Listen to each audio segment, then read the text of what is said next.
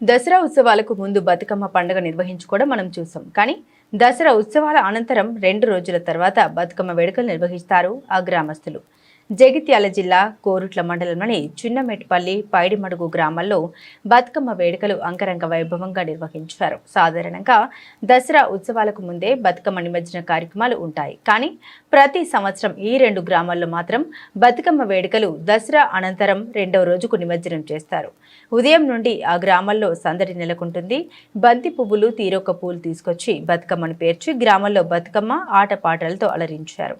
జగిత్యాల జిల్లా కొరుట్ల మండలం చిన్నమెట్పల్లి గ్రామం. మా వాడకట్టులో బతుకమ్మ అనేది ఎంతో అంగరంగ వైభవంగా జరుపుకుంటాము.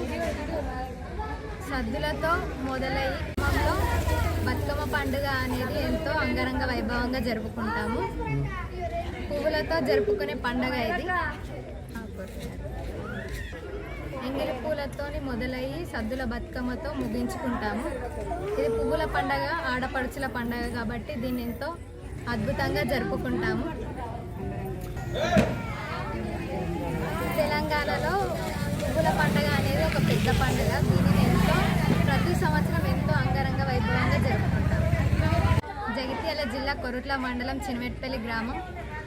మా వాడకట్టులో బతుకమ్మ అనేది ఎంతో అంగరంగ వైభవంగా జరుపుకుంటాము. సద్దులతో మొదలై